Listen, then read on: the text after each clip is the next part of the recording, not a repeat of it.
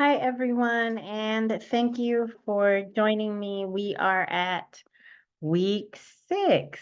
Yay! So just before we get started, I do have a little bit of housekeeping. Just a reminder that your midterms are due tomorrow afternoon, 12 p.m. So please make sure that you submit by tomorrow. Also, you should be currently working on your finals. So make sure that you have your web pages set up so that you can drop your content. The later you start, it's gonna be, more daunting to try to drop the content in there. So I just want to remind everyone about that. So this week, week 6, we're going to be talking about reference service and readers advisory for young adults. And I found it interesting as I was going through your discussions that there were questions about some of the age parameters relating to some of the TV shows and movie recommendations being recommended for teens.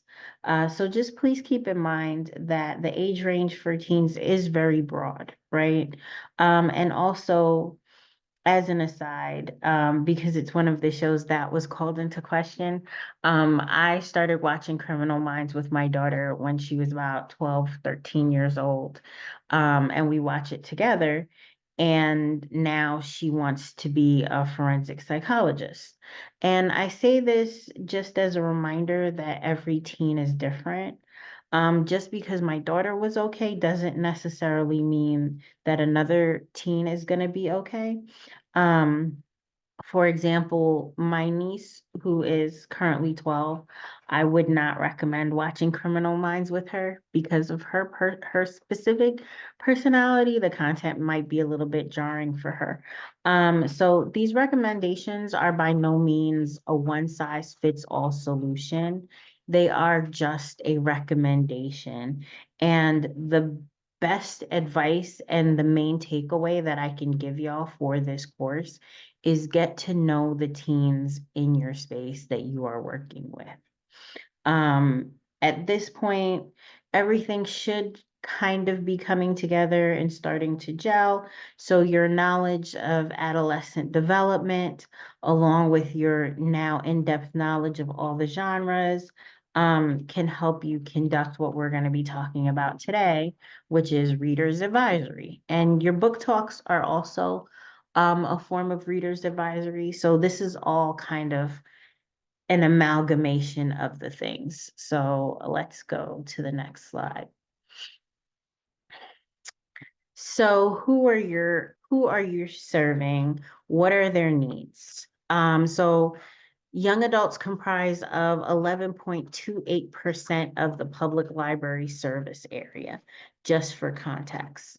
50% of the libraries have at least one full-time employee dedicated to YA services. 90% of libraries surveyed, and this is an IMLS survey that was conducted. 90% of the library surveyed provide programming specifically for young adults, and 31% of the teens that visit the public library more than 10 times per year. 70% use the school library more than once a month. 78% of those who use the library regularly borrow books and other materials. And then 60% of those who use their school libraries are also borrowing materials for their personal use. And then I just have a little funny meme up that shows the different how people interpret teens in their libraries, the different perspectives, right? So their primary need, literacy. Second, we have homework support. Third, we have social and emotional support, which is built out with programming. Fourth, we have an interest in lifelong learning. And fifth, we have comfort with the library itself. So those are all of the competencies that are developed as teens enter your space and utilize your space on a regular basis.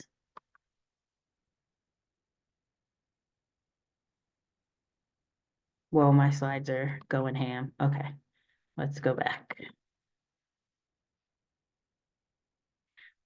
Okay, so the most frequent questions that are asked in terms of reference questions is homework help, book reports and writing papers, science projects, country and cultural studies, and the meaning of words and definitions of various terms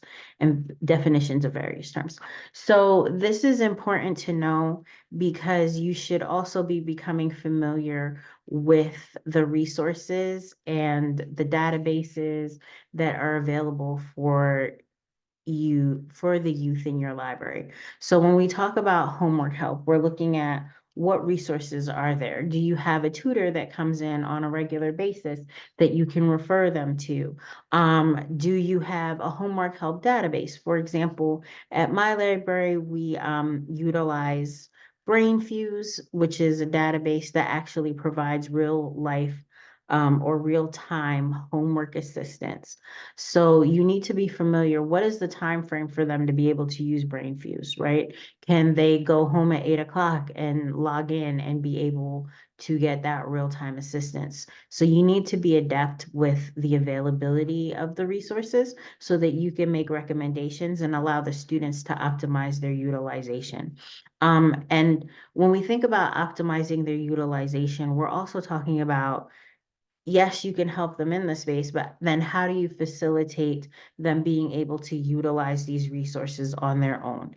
Because we also want them to be somewhat independent once they leave your space, right? We want them to be able to go home and do all of the things, and not necessarily have to ask the questions every time they come in. Sorry, I'm just checking my notes, making sure that I covered everything that I wanted to on this slide. Okay, so a big part of what we do is making sure that we are conducting a thorough reference interview. And I'm sure that some of you have already covered what a reference interview looks like in other classes, because this is not just for young adults, but you have to conduct reference interviews with everyone that comes into the library, right? So what is a reference interview? It's a formal in-depth interview about a patron's information, wants, and needs.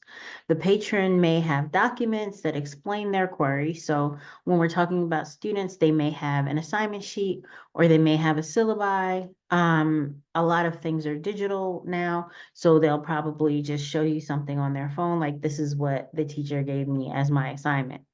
And it usually entails reference to multiple resources. Usually assistance is limited to a one-shot interaction, right? Once they get what they need, there's no, it doesn't necessitate further reference or further interview from you at that point. So the 5 key components to conducting a good reference interview, and I'm gonna be brief because um, you should be covering this more in depth in your other classes, for example, public library service. So you need to be approachable. Do you look friendly? Are you making eye contact with people that are coming into your space? It's important that when patrons come in, they know that you are available and that you are there to assist them, and they feel comfortable approaching you. Interest, ask, how can you help them? Are they looking for something in particular? And that usually begins the dialogue. We know that with teens, they'll probably wander around aimlessly, if they're not comfortable approaching staff. So you should be comfortable to approach anyone that comes into your space, and listening to the inquiry, and asking the follow-up questions, right? When you conduct a reference interview, your questions should be open-ended so that they can give you more information. And then that leads to further questions so that you can best assist them and actually get them what they need. We know a lot of times people will come into the library with one question that's not really what they need. And that's the whole point of the reference interview. So are you listening attentively? And are you showing that you truly heard and understood what their need is? And number four, it's walking them through your search process while you're searching. So as I am, trying to find something on the computer, I generally say, oh, I'm gonna check this database right now. But it's giving me, a plethora of results. What particularly do you need? And then I'll read them, the different results that came up. Like, this article looks good, it might be helpful. This article looks good, it might be helpful. Which one do you prefer or would both be beneficial for you? And then, if your search is taking an extensive amount of time, oh, I'm not getting any hits when I searched it this way, so I'm going to try to do it another way. I'm going to enter a different search query and see if we get some better results that way. This keeps the patron engaged, and as they understand what your process is, it can start further dialogue as well, and just give them a deeper understanding of what you're doing. So they're just not standing in front of you awkwardly waiting for you to respond. And there should be some follow-up at the conclusion, was this helpful? Do you think you have everything that you need? If you don't have everything that you need, you can come back to me at any point in time, or you can come back to one of my colleagues. Like, I won't be here, but for another hour or so. But if it's not what you need, you can come back to one of my colleagues and I'm sure they will happily assist you. So that's generally speaking, what your reference interview should look like. And it should be standard for teens and adults in terms of you hitting all five of those points. But teens, it may take a little bit more to elicit the information that you need from them.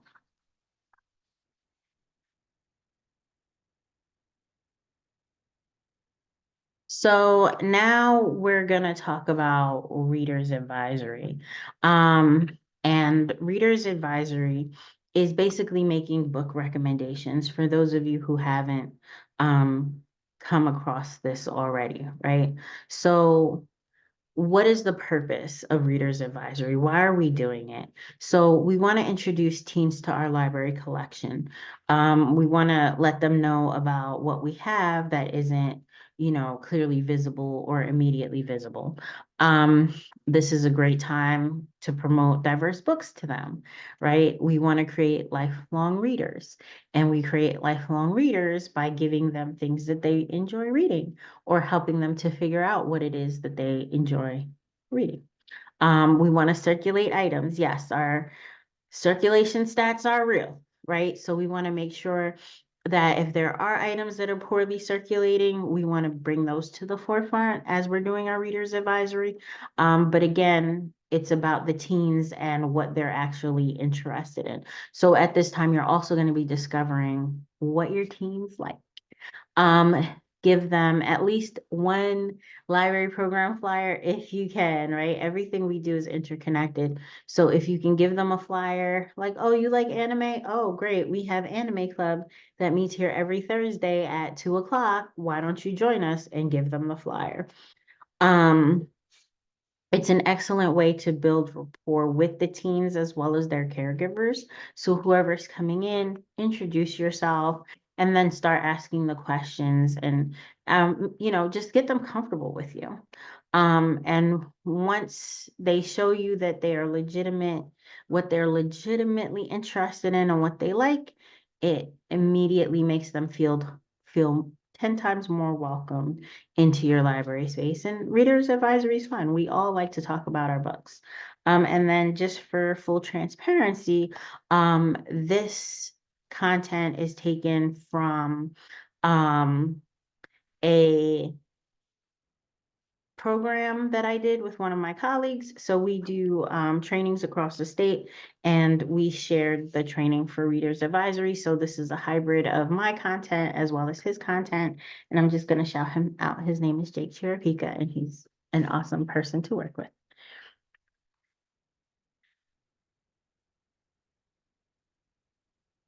Oh, we went backwards. Not sure why. Got to work on my Canva navigating skills. Okay. So the second part of the readers advisory, why is it so important for teens for you to conduct good readers advisory? Teens as a group have been more forced to read things, right? So we know that they get their school lists and it's like, okay, this is a requirement. Um, so, there's a huge controversy right now talking about classics and, a lot of the content in classes can be antiquated and problematic for our culture, right? So how do you get around that? Forcing kids to read things that are problematic that they don't like, right? Good readers advisory when they come into your space. You help them find the things that they really want to read, if it's not those classics that they're being told they have to read. Many teens are hesitant readers. How many of us grew up and were like, oh, we love to read all the time? Okay. Some of us, yes, that was the case. I know I started really reading when I was in seventh grade. And I know people who were like, no, I read this one book that was terrible and I hate reading. Okay, that's because you read that one book that was terrible. You haven't found what you like yet. And it's also a great time to figure out what their content thresholds are. um, Having that discourse with them, you can kind of figure out what's going to be a good fit for them, right? And so that goes back to our conversation.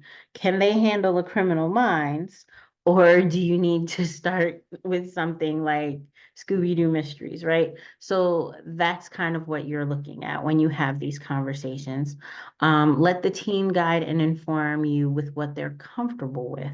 Don't create roadblocks to your collection or create roadblocks to authors. So it's not really about you vocalizing, negative opinions. It's like, what do you like to do? What do you like to read, right? If you're like, you know what, graphic novels, those aren't real books. Now is not the time to have that conversation, even if that is your personal opinion. If a teen likes graphic novels and that's where they begin their reading or literary journey, why not allow them to have that space? Don't ask a hesitant reader, what books have you liked? Because the answer will be no. So is start the conversation with, what are you interested in? What do you like to do?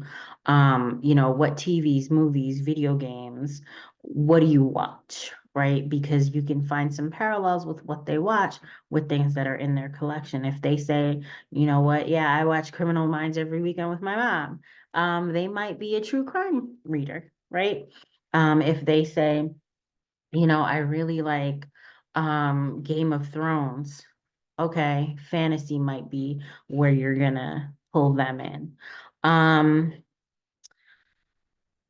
yeah, so what you're trying to do with the reader's advisory for the teens is you're trying to balance the caregiver's needs or the school requirements and help them to be interested in reading.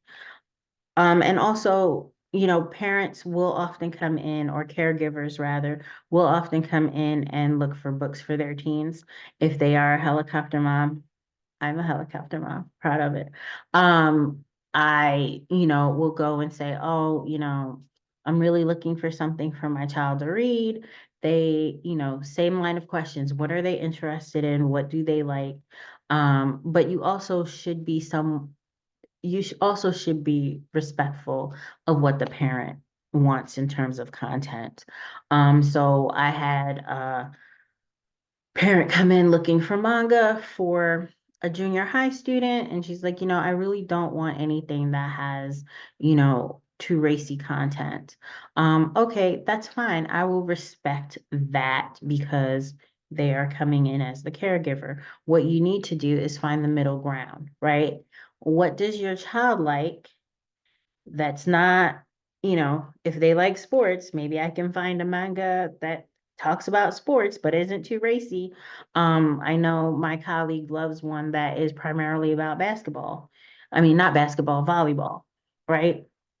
And so it doesn't really have that racy content, but so it hits what the parent is looking for, but it's about sports. So we're hitting what the child potentially wants and is looking for. And then from there, they can grow and develop and figure out what else they like. Um, so that's how I deal with those kinds of situations. Next slide. So when they come in, what types of questions do you ask? You ask all the questions. No, I'm just kidding. But yes, you ask all the questions. Why are they looking for something to read? Like, what is the purpose? Is this for an assignment? Are you just looking to find something to read to get your mom off your back? Are you, an avid reader and you're running out of things to read? Because that will also shape the discourse of your reader's advisory.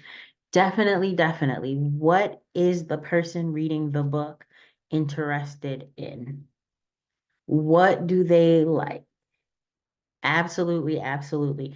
Because if you don't ask that question, you might not hit on what they are actually interested in, right? So if you don't ask what you like in your personal life, like what types of movies you like, what types of activities do you do? Do you want to give someone something about crocheting when they don't like to crochet?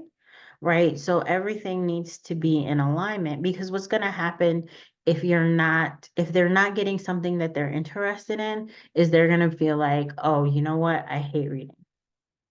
And we definitely don't want them to go down that path where they never want to read anything again because they're like, when I was in eighth grade, the librarian recommended this book about crochet and I hate crochet and I never read again. Right. So that's really what the discourse is about, getting them interested. And lastly, what books have they read recently? Some kids are gonna be like, I have never read anything in my life. But if you have an avid reader, they're gonna tell you, and they're gonna go in depth about what they liked and what they didn't like about the book that they read most recently. And they're a lot of fun, but they can make things a little bit more complicated. That's why you have to have a lot of things in your arsenal because if you have an avid reader, 9 times out of 10, the first few things that you spout off as recommendations are gonna be like, read that, read that, read that, read that, right? So that's why getting to know them. And then once you know what they like, you can also search for read alikes. So it doesn't necessarily have to be that it's automatically in your repertoire to pull from, but you can go into your catalog and look up read alikes that relate to what they're interested in and hopefully broaden their scope of reading.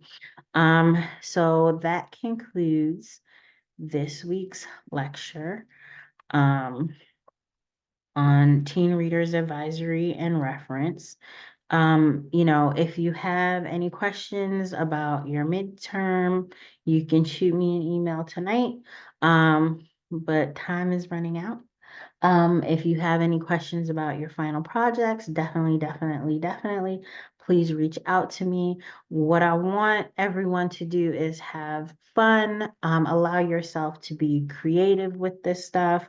Even as you're doing, the reviews, like you want to make a puppet with your review? Cool. I don't care. You want to add some animation at some point? Things like that. Like just try to be creative because remember that your audience is teens, and they are complicated, but they're also looking to be entertained and looking for things that they enjoy. So I just, want everyone to be creative and have fun with the assignments, even though it is work. It is preparation. If you really love working with teens, you should be having a good time with this. So thank you, everyone, and enjoy the rest of your Sunday. If you're watching Super Bowl, happy Super Bowl Sunday.